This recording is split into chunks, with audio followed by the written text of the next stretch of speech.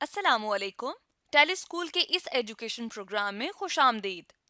ये programme TV पर हुकूमत पाकिस्तान और सबक फाउंडेशन की शराकत से पेश किया जा रहा है। इसके लेसन्स पाकिस्तान के तमाम तालीमी बोर्ड बशमूल कैम्ब्रिज के सिलेबस के मुताबिक तैयार किए गए हैं, जिसमें एजुकेशन कंटेंट सबक फाउंडेशन प्रोवाइड कर रही है। सबक फाउंडेशन की वेबसाइट sabak.pk पर केजी से 12वीं जमात तक वीडियोस और प्रैक्टिस टेस्ट बिल्कुल मुफ्त दस्तयाब हैं। मैथमेटिक्स लेसन में आज हम सीखेंगे डेफिनेट इंटीग्रल्स के बारे में। ये टॉपिक फेडरल, पंजाब और बलूचिस्तान बोर्ड में क्लास 12 चैप्टर नंबर 3 इंटीग्रेशन से लिया गया है, जबकि सिंध बोर्ड में ये चैप्टर नंबर 6 एंटी डेरिवेटिव्स का टॉपिक है और केपीके में चैप्टर नंबर 5 इंटीग्रेशन से लिया गया है। आज के इस लेक्चर में हम सीखेंगे डेफिनेट इंटीग्रल्स का इंट्रोडक्शन और उसके सॉल्यूशन के बारे में। आज के मैथमेटिक्स के लेसन और इससे मुंसलिक वीडियोस को घर बैठे देखने के लिए आप सबक.pk की वेबसाइट पर जा सकते हैं। यहाँ तमाम बोर्ड्स की 9वीं से 12वीं जमात तक मैथमेटिक्स के सारे टॉपिक्स पर वीडियोस और प्रैक्टिस टेस्ट बिल्कुल मुफ्त मौजूद हैं। इनके ज़रिए आप अपने कॉन्सेप्ट्स को पुख्ता करके इम्तिहानात में शानदार नंबर हासिल कर सकते हैं। इसका मतलब है इसको इंटीग्रेट जब आप करेंगे तो बजाय आप इसको इंटीग्रेट डायरेक्ट तो बहुत मुश्किल है, तो आप इसको सबसे पहले इस फॉर्म में लिखिए 1 से लेके 3 तक, और ये सब ब्रैकेट में किस तरह से, यानी इस ये आ जाएगा, ये हमारे पास आ जाएगा x minus one, x minus one, यूं कर लें x माइनस वन यानी कोशेंट माइनस रिमाइंडर और डिवाइजर, और ये सब किसके साथ है, dx के साथ। अब ये हमारे पास क्या था, ये रफ वर्क है, ठीक है। चले अब आप क्या करेंगे, अब आप मजीद इसको अब हम इसको इंटीग्रेट करेंगे फिर इवेलुएट करेंगे, ठीक है। अब इंटीग्रेशन में हमने पढ़ रखा है जी, फंक्शन जो होते हैं इंटीग्रेशन के अंदर सबका अलग अलग से इंटीग्रेशन किया जाएगा। 1 से लेके 3 तक x dx, उसके बाद -1 से लेके 3 तक 1 dx, उसके बाद -1 से लेकर 3 तक 1 ओवर 1x प्लस 1 dx। तो ये बन जाएगा हमारे पास, देखें ये गिवन फंक्शन है, ये गिवन फंक्शन है, और ये उसका क्या है, डेरिवेटिव, जो कि क्या है 1। तो ये आ जाएगा x की पावर 1 प्लस 1 ओवर 1 प्लस 1, जो बनता है x स्क्वायर ओवर 2। तो मैं लिख दूंगा x स्क्वायर ओवर 2, और यहाँ पे लिमिट चूंकि अभी तक हमने अप्लाई नहीं की, अब lower limit upper limit as it is आ जाएगा। इसका हो जाएगा x, बिकॉज 1 dx का क्या हो जाएगा, इंटीग्रल x, ठीक है। 1 से 3 तक इंटीग्रेट करेंगे, और ये देखें ये लोअर फंक्शन यानी f ऑफ x, और इसका डेरिवेटिव है 1 जो कि ऊपर मौजूद है f प्राइम ऑफ x, तो क्या आ जाएगा, derivative of lower function, natural log of lower function. तो नेचुरल लॉग ऑफ एब्सोल्यूट लेंगे, चूंकि नेचुरल लॉग पॉजिटिव वैल्यूज का होगा, x प्लस 1 और x प्लस 1, और यहाँ पे हमारे पास लिमिट आ जाएगी 1 2 3। वैसे भी लिमिट अगर आप देखें तो x की वैल्यू हमारे पास पॉजिटिव आएगी, चूंकि लिमिट हमारी में नेगेटिव वैल्यूज होंगी नहीं, सारी पॉजिटिव वैल्यूज, ठीक है। बट फिर भी अभी हम देखते हैं जी नेक्स्ट प्रोसेस क्या होगा। अभी अपर limit minus lower limit, integration हमारी हो गई है। अब अपर लिमिट माइनस लोअर लिमिट मतलब कि 3 का स्क्वायर ओवर 2 माइनस 1 का स्क्वायर ओवर 2, ठीक है। ये इसकी लिमिट हमने सॉल्व की। उसके बाद -3 -1 अपर लिमिट माइनस लोअर लिमिट, और उसके बाद minus natural log of 3 plus 1 minus natural log of 1 plus 1। तो ये बन जाएगा 3 का स्क्वायर 9, 9/2 माइनस 1/2, वो क्या होता है 8/2, जो कि किसके बराबर होगा, 4 के, जो के बराबर होगा 4 के, और -3 -1 2। यहाँ पे देखें 3 का स्क्वायर 9, 9/2 माइनस 1/2, डिनोमिनेटर सेम है, तो 9 -1 क्या होगा 8/2, 8/2 कितना होता है 4, तो मैंने डायरेक्ट लिख दिया। और माइनस यहाँ पे अगर आप देखें तो natural log of 4 minus natural log of 2, तो ये बन जाएगा हमारे पास 4 - 2 किसके बराबर आ जाएगा, 2 के, माइनस नेचुरल लॉग ऑफ 4 को लिखा जा सकता है, नेचुरल लॉग ऑफ 4 को लिखा जा सकता है 2 का square minus natural log of 2, और लॉग में अगर पावर होती है तो पावर पहले आ जाएगी। 2 natural log of 2 minus natural log of 2, तो 2 natural log of 2 minus natural log of 2 यानी -1 नेचुरल लॉग ऑफ 2 क्या हो जाएगा, जस्ट नेचुरल लॉग ऑफ 2। तो 2 माइनस नेचुरल लॉग ऑफ 2 ये हो जाएगा हमारे पास फाइनल आंसर, और प्लस कांस्टेंट सी। अब यहाँ पे दरअसल हमने वो वैल्यू फाइंड आउट किया, तो अब आप कांस्टेंट पुट करने की जरूरत नहीं है। चलें जी, ये हमारे पास इवैल्यूएशन होगी।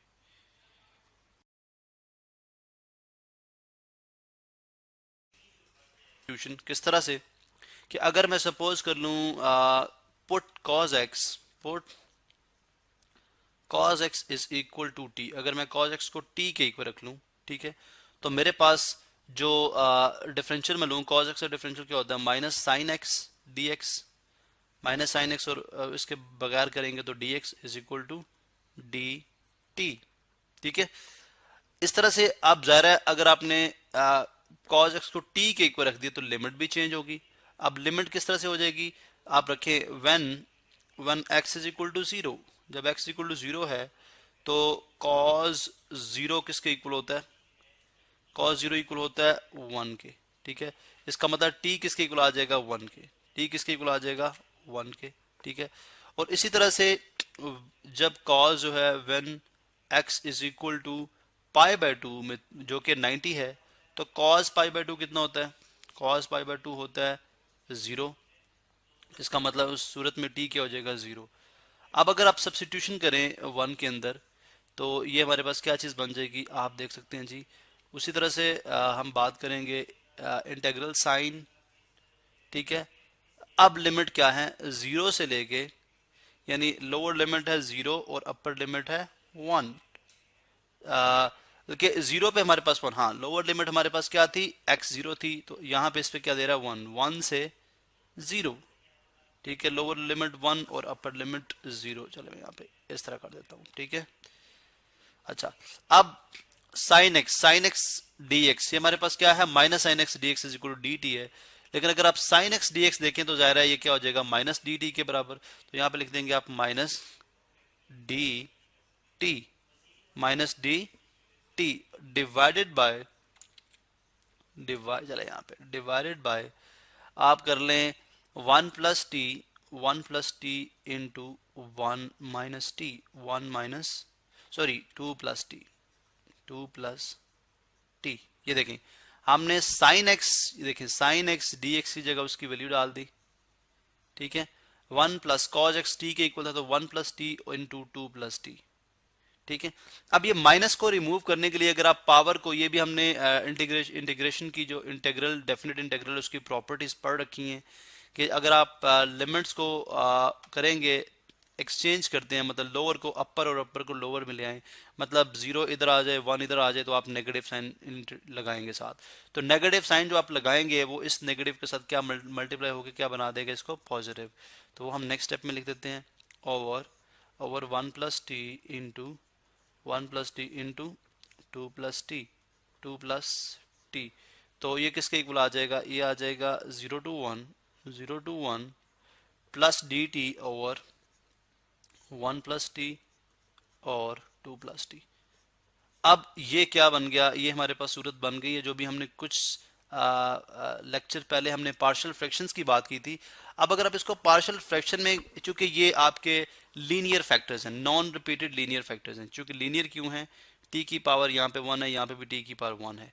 तो अगर आप इनकी पार्शियल फ्रैक्शंस मालूम कर लेंगे तो हमारे लिए इसकी इंटीग्रेशन करना आसान हो जाएगी, और उसके बाद हम उसको उस गिवन लिमिट के ऊपर, यानी अपर लिमिट और लोअर लिमिट पे आप उसको एवेलुएट कर सकते हैं। चलें जी, अब इसको करने के लिए हम नेक्स्ट स्टेप में चले जाते हैं, और यहाँ से मैं देखता हूँ कि अगर मैं इस गिवन जो आपके पास सपोज, ठीक है, सपोज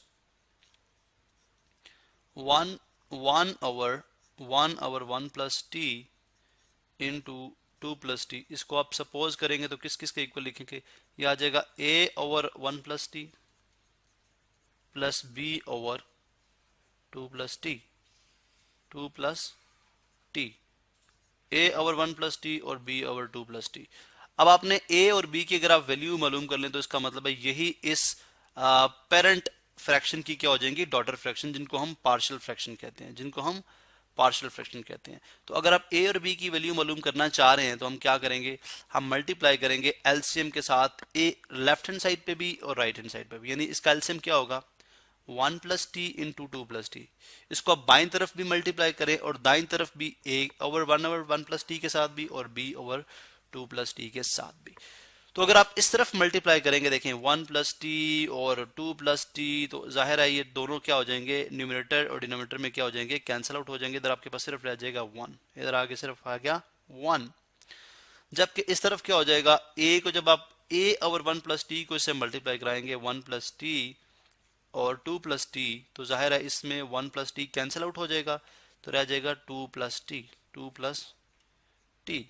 और इसी तरह से प्लस b इंटू, अगर आप इसको भी मल्टीप्लाई कराएंगे 1 प्लस टी और 2 प्लस टी के साथ, ठीक है, जो कि एलसीएम है, तो 2 प्लस टी कैंसिल आउट हो जाएगा, तो रह जाएगा 1 plus T.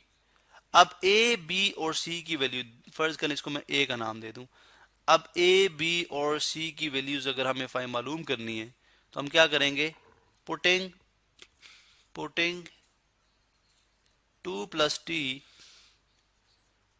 T is equal to 0, तो ये किसके इक्वल आ जाएगा, t इज इक्वल आ जाएगा -2 के equal, sorry t is equal आ जाएगा -2 के इक्वल। तो 1 is equal to a into 2 minus 2 और प्लस b इंटू 1, प्लस की जगह क्या लिख देंगे माइनस, चूंकि प्लस इंटू माइनस माइनस हो जाएगा -2, तो 1 इज इक्वल टू ये 0 हो जाएगा, और 1 माइनस 2 माइनस b होता है, ठीक है। तो 1 is equal to minus b या b इज इक्वल टू -1 या b इज इक्वल टू -1। तो b की वैल्यू तो हमारे पास आ गई, वो कितनी है -1, ठीक है। इसी तरह अगर हमें a की वैल्यू मालूम करनी है तो उसके लिए हम क्या करेंगे, for finding value of a आप 1 प्लस टी को 0 के इक्वल पुट कर दें, ठीक है। अगर आपने a की वैल्यू फाइंड आउट करनी है, फॉर यहाँ पे मैं लिखता हूँ for a putting 1 plus t is equal to 0, 1 plus t is equal to 0, जिससे t किसके इक्वल आ जाएगा -1 के। अब ये -1 अगर आप इधर पुट करते हैं तो 1 is equal to a into 2 plus 2 minus 1 plus t है, चूंकि t यहाँ पे -1 रखना है तो ये क्या बन जाएगा -1, और प्लस b इंटू 1 माइनस 1 वो 0 हो जाएगा, 1 माइनस 1 ये 0 हो जाएगा, तो ये आ जाएगा 1 इज इक्वल टू 2 माइनस 1 1 होता है, तो a और प्लस ये 0, तो a किसके इक्वल आ गया +1 के इक्वल, a किसके इक्वल आ गया +1 के इक्वल। अब a की वैल्यू भी आ गई हमारे पास, देखें, और यहाँ पे हमारे पास b की वैल्यू भी मौजूद है। अब अगर आप इसमें a और b की वैल्यू रिप्लेस कर दें, इसमें कहाँ पे हमने सपोजिशन की थी, यहाँ पे, ठीक है। देखें, अगर आप a की जगह, इस a की जगह रख लें 1, ठीक है, चलिए मैं इसको रिमूव करके यहाँ पे 1 लिख देता हूँ, और यहाँ पे मैं प्लस साइन को भी रिमूव कर देता हूँ। उसकी रीज़न क्या है कि माइनस बी की वैल्यू है, तो प्लस इंटू माइनस को हम सिर्फ क्या लिख देंगे माइनस, तो हमारे पास कुछ इस तरह से आंसर आ जाएगा, यानी इस तरह से वैल्यूज आ जाएंगी 1 over 1 plus T minus 1 over 2 plus T. अब इसको इंटीग्रेट करना है, इसको इंटीग्रेट करना है, ये आ गई इसकी पार्शियल फ्रैक्शन। तो सबसे पहले मैं लिखता हूँ ये जो है किसके इक्वल आ जाएगी, चलें बल्कि इसको लिख लें, ठीक है। इसको मैं थोड़ा सा ड्रैग अप करता हूँ, इसको हम लिख लेंगे, यानी इसकी इंटीग्रेशन करना, और अगर आप यहाँ पे मैं इसको पेस्ट करूं तो इसकी इंटीग्रेशन करना, किसकी इंटीग्रेशन करना, ये मैं रिमूव कर देता हूं, ठीक है। इसकी इंटीग्रेशन करना और इसकी इंटीग्रेशन करना, integration of 1 over 1 plus T minus 1 over 2 plus T बराबर है, चूंकि ये जो है ये क्या है, और साथ डी टी ये है, ये कि आप दोनों की इंटीग्रेशन अलग अलग करेंगे, मतलब 1 over 1 plus t d t की इंटीग्रेशन अलग होगी। इस तरह से minus integration sine 0 to 1 1 over 2 plus t की इंटीग्रेशन 2 प्लस टी की इंटीग्रेशन जो होगी वो अलग तरीके से होगी। अब अगर आप देखें तो अब हम वो कॉन्सेप्ट इस्तेमाल कर सकते हैं कि देखें लोअर फंक्शन जो कि है 1 प्लस टी, और अगर आप इसकी डिफरेंशिएशन करें या इसका स्लो फंक्शन मालूम करें तो 1 प्लस टी का स्लो फंक्शन क्या होगा 1, बिकॉज 1 का 0 और D T but D T कितना होता है 1, तो 1 तो डी टी के साथ मौजूद है।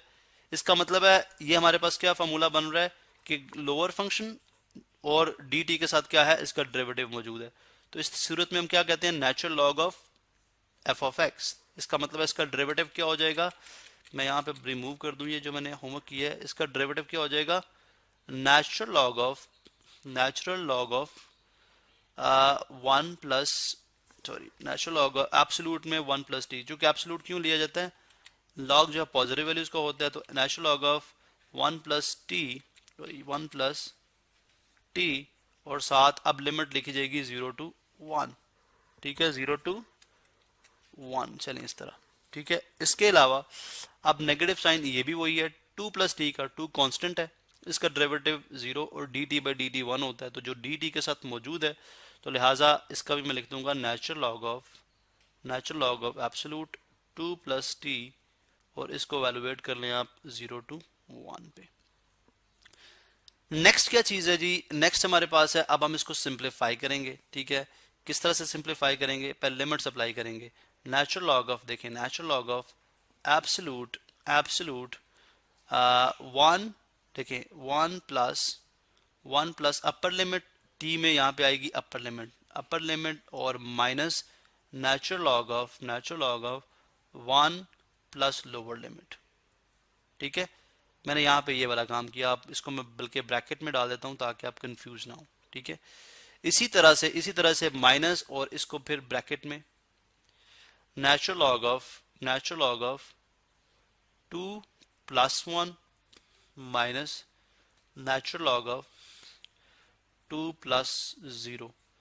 मैंने क्या किया, upper limit minus lower limit, कैसे करते हैं upper limit minus lower limit, तो natural log of 1 plus 1 2 minus natural log of 1, और माइनस यहाँ पे देखें ब्रैकेट में natural log of 3 minus natural log of 2, ठीक है। अब नेक्स्ट अगर आप देखें तो मेरे पास स्पेस यहाँ पे बहुत कम है, तो इसलिए हम यहाँ पे इसको कोशिश करते हैं इसको सिंप्लीफाई करने की। देखें natural log of 2 minus natural log of 1 कितना होता है, ये तो 0 होता है, ठीक है। ये हमारे पास कितना होता है, ये तो 0 हो जाएगा, चले, और माइनस नेचुरल लॉग ऑफ 3 और minus into minus plus natural log of 2। अब अगर मैं यहाँ पे स्पेस बना लूँ, चले अगर मैं यहाँ पे स्पेस बना लूँ, चूंकि अभी हम इसकी ऐसे जरूरत नहीं है, या इसको थोड़ा सा मैं राइट साइड पे ले जाऊँ, ठीक है, इसको मैं अगर राइट साइड पे ले जाऊँ, बल्कि हम यहाँ पे स्पेस बनाते हैं, ठीक है, क्योंकि फिर वो एक मुश्किल हो जाएगा हमारे लिए इसको सिंप्लीफाई करना। मैं यहाँ पे स्पेस बनाता हूँ कुछ, क्योंकि फर्दर स्टेप मुझे यहाँ पे करने पड़ेंगे। अभी 2-3 स्टेप्स हैं हमारे पास जिससे हमारे पास ये आंसर आ जाएगा। अब देखें इसके अंदर यानी नेक्स्ट स्टेप इससे क्या होगा, natural log of 2 plus natural log of 2, ये आ जाएगा 2 नेचुरल लॉग ऑफ 2, यानी नेक्स्ट स्टेप हमारे पास यहाँ पे आ रहा है 2 नेचुरल लॉग ऑफ 2 और माइनस नेचुरल लॉग ऑफ 3। अब अगर जो कोफिशिएंट है वो लॉग से पहले हो तो क्या बन जाती है, पावर, तो बन जाएगा नेचुरल लॉग ऑफ 2 का square minus natural log of 3, ठीक है। तो ये बन जाता है नेचुरल 2 का स्क्वायर कितना होता है 4, तो natural log of 4 minus natural log of 3। तो लॉग अगर सब्ट्रैक्ट हो रहे हो तो अगर आप उनको क्लोज करें तो क्या होते हैं डिवाइड, और अगर मल्टीप्लाई हो रहे हो तो आप उनको क्लोज करें तो क्या होते हैं, अगर ऐड हो रहे हो तो आप उनको क्लोज करें तो क्या होंगे मल्टीप्लाई। आप जहां पे चूंकि सब्ट्रैक्ट हो रहे हैं तो ये आ जाएगा नेचुरल लॉग ऑफ 4/3, यानी अगर आप 4/3 का अगर आप इसको ओपन करेंगे तो बनेगा natural log of 4 minus natural log of 3, लेकिन यहाँ पे हम इसको क्लोज कर रहे हैं तो ये बन जाएगा नेचुरल लॉग ऑफ 4/3।